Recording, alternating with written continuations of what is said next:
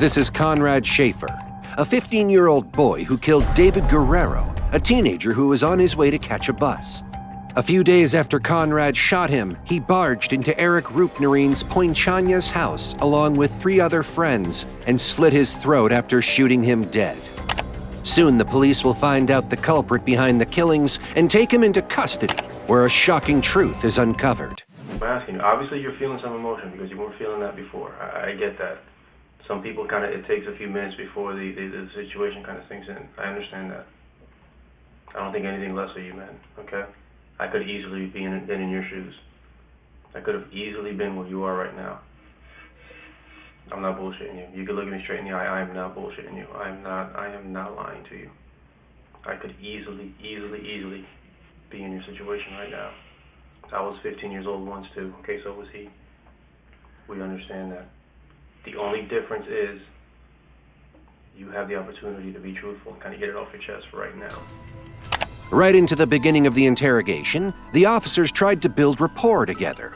They make an effort to get Konard to confess without hesitation by pretending to be his trusted partners. Soon, the officers will realize this kid is not an easy nut to crack. Okay, but I'm gonna tell you right now, nobody in the judicial system can deal with anything if it's not truthful. No, you can't do that. Konard, you need to talk to me now, Konard. I'm telling you, man, you don't understand. No matter what, I'm getting locked up. Not necessarily, Konard. Nobody's told you that. Nobody's told you that. My dad. That's not true, Konard. Konard, that's not true. Look at me, dude. That's not true. I can't lie to you. That's not true. A few minutes into the interrogation, Konard begins to cry. But this is not because he is suddenly ashamed of what he has done. Konard is crying because he is worried about what will happen to him in jail. The officers try to calm him down and get him to tell them the whole truth. Now, the reason why they are in this interrogation room in the first place is not because they are skeptical about whether Konard is the killer or not. The officers are aware through thorough investigation that Konard and his friends went on a killing spree. All they now need to find out is who committed what, so the officers can charge each friend with the correct crime.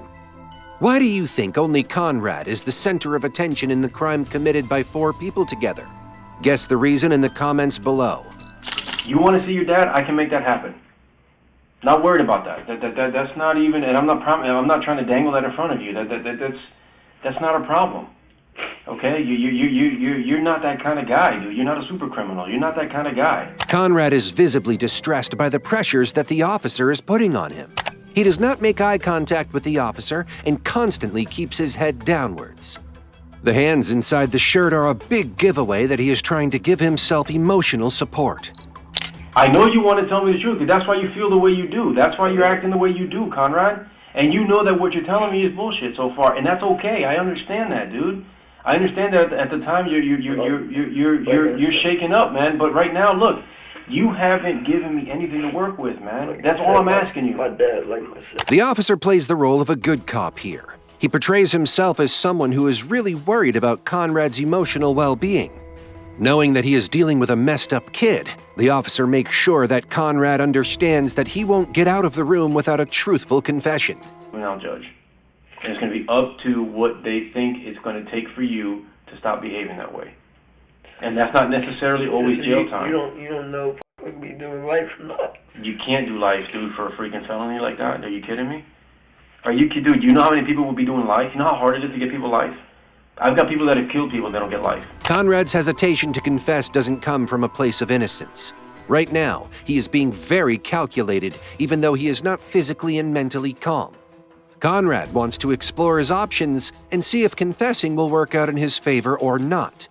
Even if he is thinking about confessing, Konard wants to be assured that he will not get the harshest punishment that exists. This tells us that this kid has left his childhood way past him. Now he is only a killer who is exploring what and how much to confess. A few minutes of convincing pass by, and Konard is now ready to confess. However, the officer doesn't know that the next few confessions are not the full story. Do you think Konard is smarter than the officers? Are the officers really underestimating what Konard is capable of? Let us know your thoughts in the comments below. Work with lies. You've already told me about the first house. I get that. You've actually told me about, the time that you went off against a dumpster. Okay, cool. You told me about the first house. Tell me about the second time. I know there was a second time. You know there was a second time. Everybody knows there was a second time. If not, obviously we'd be wasting our time. All the other times, I don't know where they were. We just found a spot and shot it. Okay. Were you the one doing the shooting? Not always. Okay. How many, okay, out of the next ones, how many would you say you would have been shooting? At least 6 or 7. Okay. 6 or 7 different places? Not 6 or 7 bullets. Okay. At how many different places? Well, actually, it was like 11 bullets because I shot at the dumpster. Okay. Probably 3 or 4, no, about 4 or 5 different houses. Okay. That you were shooting at. Slowly, Konrad reveals his version of the shooting spree that he and his 3 other friends decided to go on one day behind their parents' backs. David Damas, Victoria Rios, and Juan Muriel were all driving in a car, shooting at places and having the time of their lives. The kids who had darker intentions than the night were having a lot of fun killing people up until the police arrived. That's it. A house. Okay. And a dumpster. That's it. Okay. What else? That's it. Okay.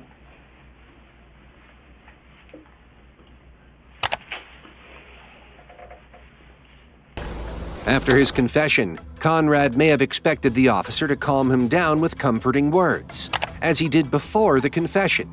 However, right after he names and describes the places he shot at, the officer went completely silent. The uncomfortable pin-drop silence caught Konrad completely off guard, so he threw his head inside his shirt to avoid the unsettling atmosphere. Okay?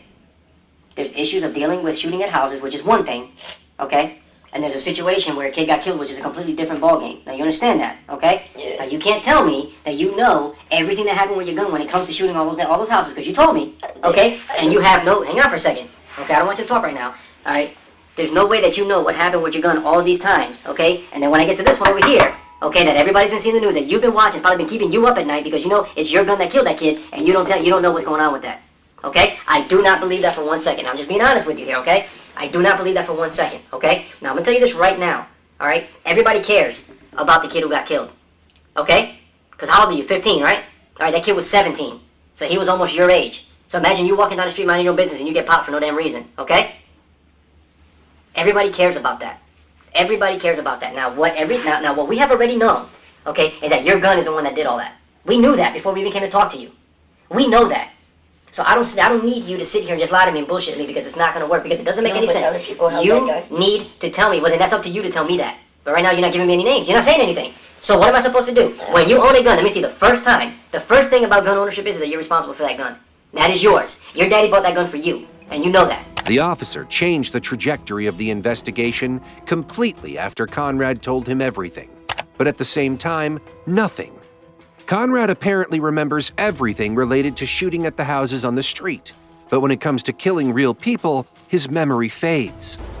The officer grew increasingly desperate to get the confession out of the teenager.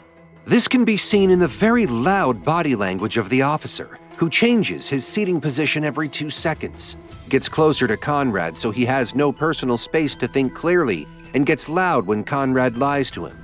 All this has made sure that the message is conveyed to Konrad. He is getting nowhere until he names the real killer.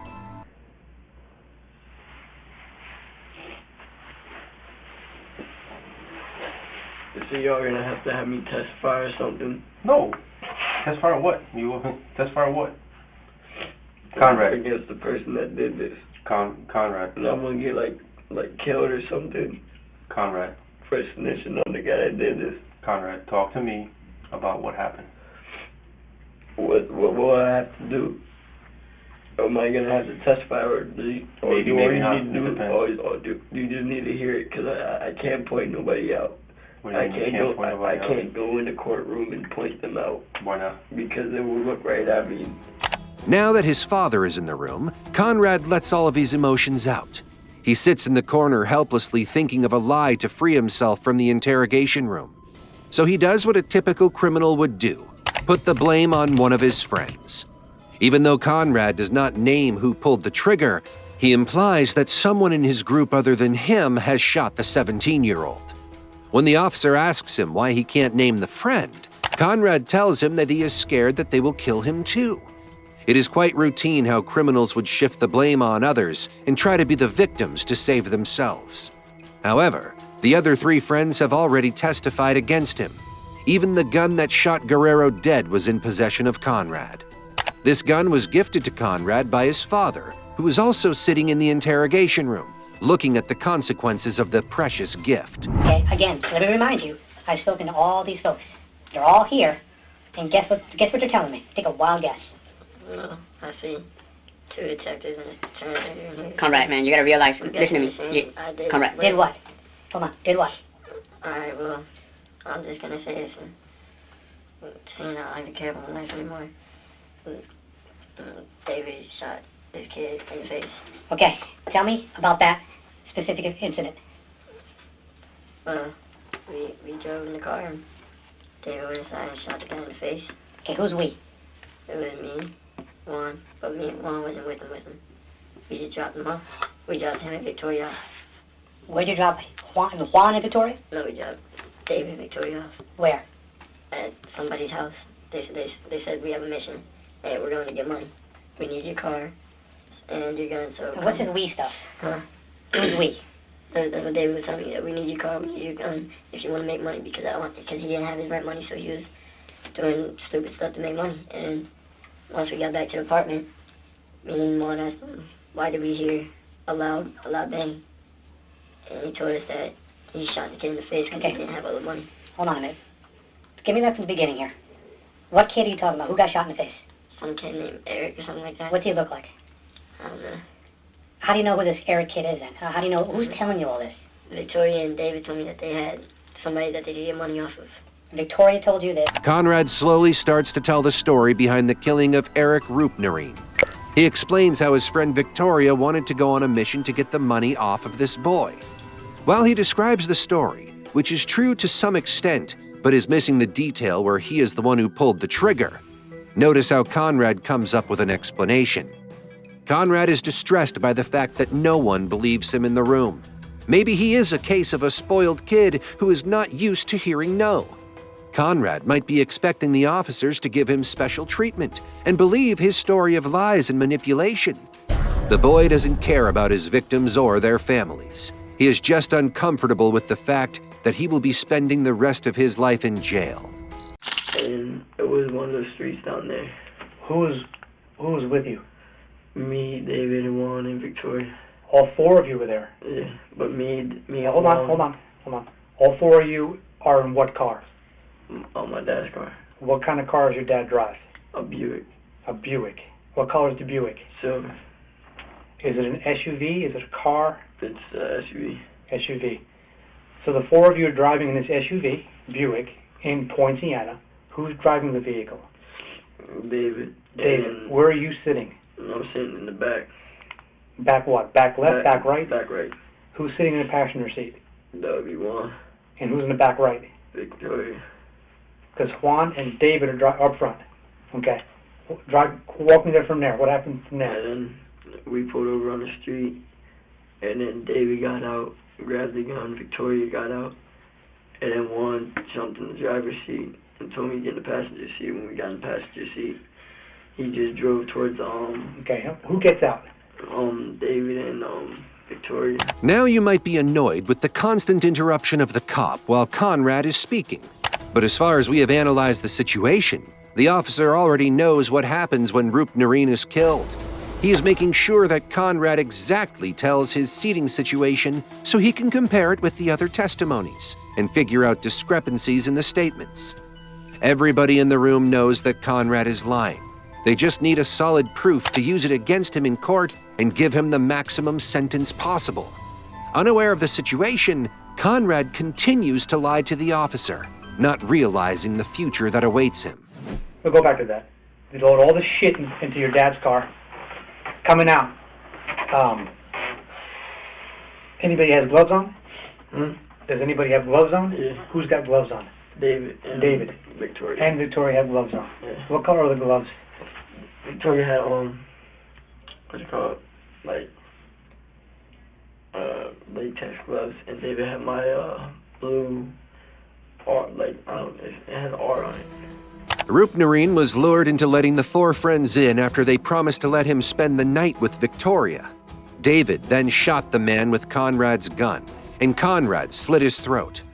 Notice how Konrad relaxes and gets off the chair as soon as he tells the story to the officer, completely shifting the blame on his friends. Even though his friends are equally involved, Konrad misses the part where they murder Roopnarine together. Nevertheless, his nerves calm down for a bit after he almost confesses to his crime. Little does he know, the officer knows a lot more than he can imagine. What day was that? Last week, Wednesday night. Like, The day before, like 4th of July. The day before the 4th of July? Yeah. I was with... Just walk me through the day. Just tell me what you did. Wait, so that's July 3rd.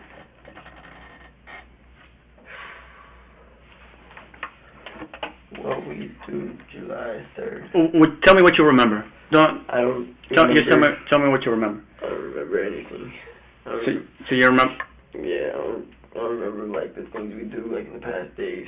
I know I was with my dad I know we went to Old Town at night. Yeah. Yeah, he said on July 4th we went to Old Town. And Yeah, I'm not asking about, let's go back. I'm not asking about July 4th yet. I'm asking about July 3rd. What you did last Wednesday in the morning? Last Wednesday.